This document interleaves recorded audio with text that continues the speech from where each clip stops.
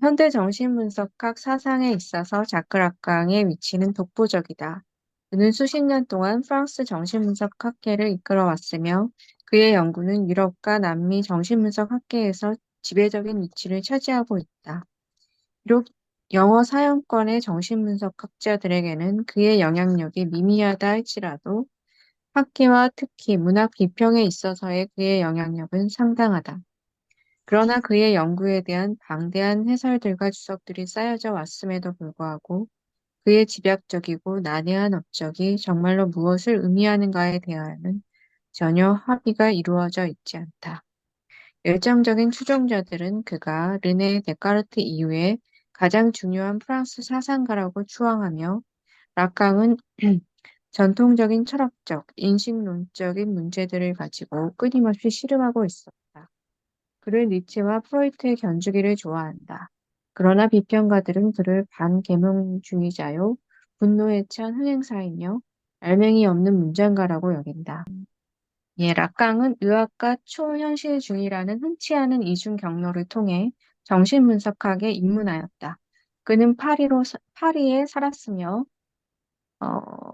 많은 저명한 초현실주의 화가들과 작가들을 친구로 가지고 있었고 특히 앙드레 브레톤과 밀접한 관계에 있었다. 초기 초현실주의 잡지에 영향력 있는 글들을 쓰기도 했다. 당시 프랑스 정신분석학은 대부분의 프랑스 문화 생활이 그러했듯이 2차 대전으로 인해 크게 위축되어 있었다. 락강은 전쟁 후 파리 정신분석학회를 재구성한 소수의 프랑스 분석가들 가운데 중심적인 인물이었다. 예, 당시 락강은 통례적인 분석 일정과는 달리 다양한 단기 면담들에 대해 실험을 했는데 이것이 프랑스와 국제 정신분석 학회가 그를 반대하는 중요한 이유가 되었다. 그는 결국 1953년 파리 정신분석 학회를 떠났다. 또한 몇 가지 다른 이유에서 그가 관계해야 된 사람들이 그가 국제 정신분석 학회에 들어오는 것을 거부했는데 이 사건이 변절한 정신분석 학자로서의 그의 명성을 굳어지게 만들었다. 그 후 프랑스 정신분석 학회는 더욱 분열되었고 1964년에 락강은 파리 프로이트 학교를 세웠다. 이 무렵 그는 프랑스 지식계의 주요 인물이 되어 있었고 세상을 뜰 때까지 그의 대중 세미나들은 전 세계로부터 그에게 매료된 열성적인 학생들이 모여드는 중요한 문화 행사가 되었다. 정신분석 학계 쪽에서 이분을 수용하기 어려웠던 이유 중에 하나가 이런 거죠. 정신분석을 하는데 이분은 정해진 50분이나 45분으로 스케줄대로 하는 게 아니고 그 당시에 무슨 클럽을 운영하듯이 이분의 상담실, 이분의 분석실 안에는 프랑스의 저명 인사들이 수도 없이 밀려와 있었다는 얘기예요. 그래서 밖에서 여러분들 미국 같은 메디컬 오피스에 가면 닥터 오피스에 거기 웨이팅 룸이 있어요. 웨이팅 룸에 있는데 어떤 분들은 약속을 꼭 시간 정해가지고 거기에서 기다리는 사람이 별로 없는 이런 웨이팅 룸이 있는데 그러면 좀 기다렸다가 바로 정해진 시간보다 1, 20분 차이는 있을 수 있지만 그 다음이 바로 그 다음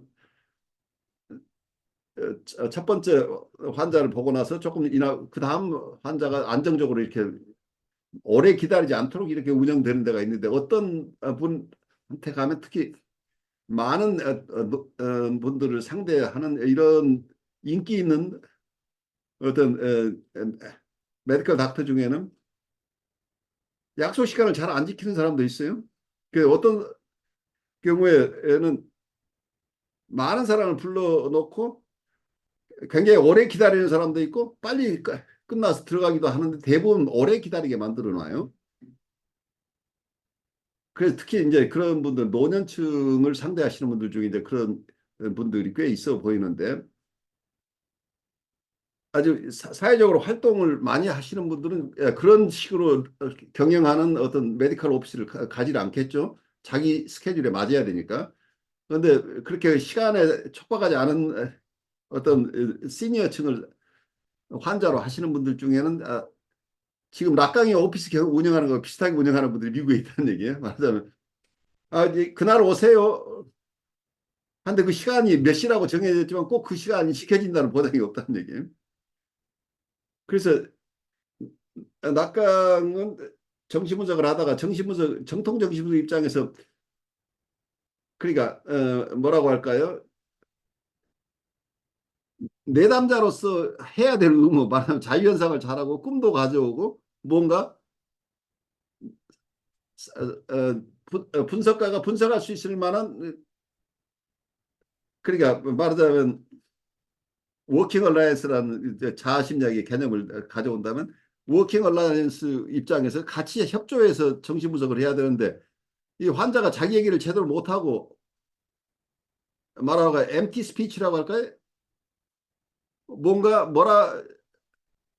자기의 정서나 생각을 잘 표현하지 않고 침묵을 지키거나 이 얘기를 하더라도 알맹이 없는 얘기만 계속하고 있으면 이게 자유현상이 제대로 안 되는 이런 상황이 되면은 조금 듣다가 타임 있어 오늘은 여기서 끝냅시다 하고 그냥 10분 만에 이분이 제대로 당신이 거기까지밖에 오늘 그러고 있으면은 그냥 오늘은 여기서 끝냅니다 하고 예고 없이 말하자면 50분을 지키는 게 아니고 낙강이 봐서 오늘은 이분은 이 정도밖에는 더 얘기가 안 나오겠다 싶으면 거기서 딱 끊는다는 얘기예요. 그러니까 이게 말하자면 이걸 뭐라고 표현하면 short or variable session이라고 이렇게 표현하는데 short session 단기 상담이나 혹은 variable 그러니까 일정이 분명하지 않은 상담을 했다는 얘기예요. 10분 할지 20분 할지 그 낙강 스스로 결정한다는 얘기예요. 그러니까 이분은 다른 사람은 말하자면 하루에 10명을 볼 수 있다고 한다면 그러니까 10명은 좀 많겠죠. 그 8명이라고 치면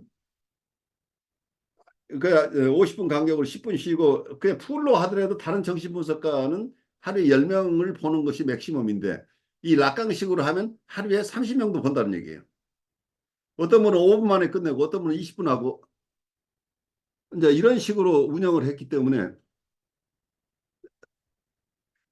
어떤 면에서 정신분석가 협회 쪽에서 본다면 이렇게 하는 것이 이론상으로는 어쩌면 마치 그 내담자를 일깨워주는 방식으로 이게 유효하다고 이론상으로 주장할 수는 있어요. 그렇지만 이게 프랙티스로서 이런 식의 프랙티스는 어쩌면 환자의 권리를 보장한다기보다 상담자가 임의적으로 이 세션 자체를 자기 마음대로 자의적으로 설정하고 그리고 시작하고 끝내는 것이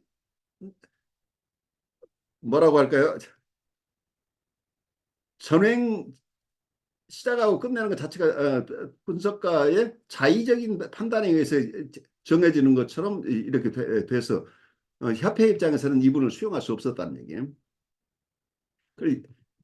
그런데 이제 파리에서 저명한 인사들은 난 그래도 락강에 의해서 분석을 받은 사람이야 라는 얘기를 하고 싶어서 사람들이 줄을 이어서 오니까 이 사람 저명 인사가 되고 말하자면 어, 이분은 그 사회에서 가장 성공한 분석가가 돼버리는 거죠. 그렇게 되니까.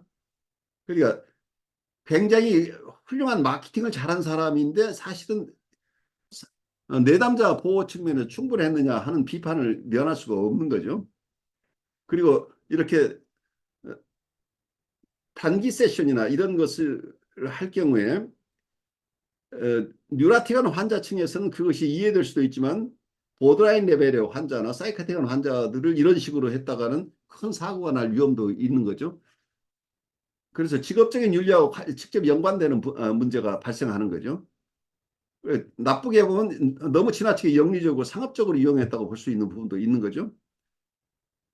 그런데 그런 측면에서 락강에 대해서는 락강을 지지하는 사람은 이 사람 아주 훌륭한 철학자고 지식인이고 문화인이고 또 분석가라고 얘기할 수 있겠지만 반대하는 쪽에서는 아까 얘기대로 지나치게 사람들에게 자기를 어렵게 이해하지 못하게 드러내는 그런 패턴을 가지고 있고 어떤 분노에 찬 흥행사고 알맹이 없는 문자가라고 이렇게 혹평하는 그룹이 첨예하게 나눈다는 얘기예요.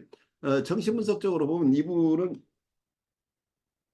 전이를 일으키는데 스플리팅 트랜스퍼런스를 일으킨다고 얘기를 할 수 있는 거죠. 분열시키는 트랜스퍼런스예요. 그러니까 이분을 아주 좋아하는 그룹과 싫어하는 그룹으로 이게 스플리팅 시키는 이런 전이가 일어나는 거죠. 환자 쪽에서 본다면 또 일반 대중 입장에서 본다면 낙강을 아주 좋아하는 사람과 아주 싫어하는 사람이 극명하게 드러나도록 하는 이런 분열 양상을 가져오는 패턴을 가지고 있다는 얘기죠. 그 극단적인 양극단의 반응이 일어나는 거기 때문에 어떤 정신분석 입장에서는 통합을 중심으로 가야 되는데 이분이 일으키는 어떤 전이가 양극단의 전이를 일으킨다고 하는 거가 일시적인 게 아니고 지속적으로 그런 영향을 미치고 있다고 하는 것 자체는 조금 신중하게 고려해야 될 부분이라고 생각을 해요. 그래서 낙강을 공부하면서 낙강을 우상시하거나 아주 형편없는 사람을 보거나 이 양극단에서 우리가 벗어나야 돼. 이분을 잘 이해할 수 있지 않을까 싶어요. 그 양극단을 벗어나서 실제 낙강을 우리가 이해할 필요가 있다고 보여요.